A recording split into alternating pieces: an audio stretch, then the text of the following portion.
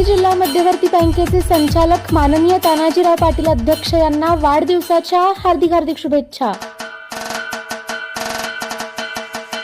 शुभेच्छुक advocate Dharmesh भैया युवा मंच विटा व समस्त घुमटमाळ परिवार।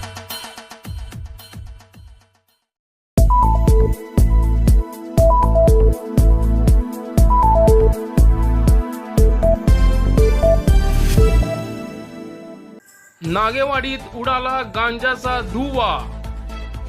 राहत्या घराच्या बाजूस लावली गांजाची झाडे, विटा पोलिसांनी केली कारवाई।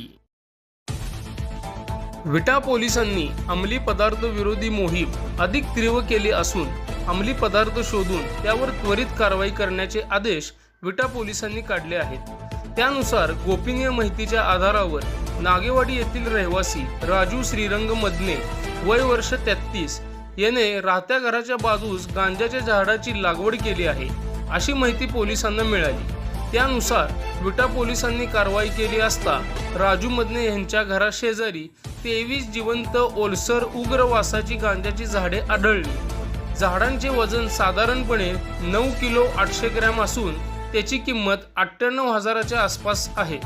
सदर झाडे जप्त करून राजू मदने यांना ताब्यात घेण्यात आले आहे।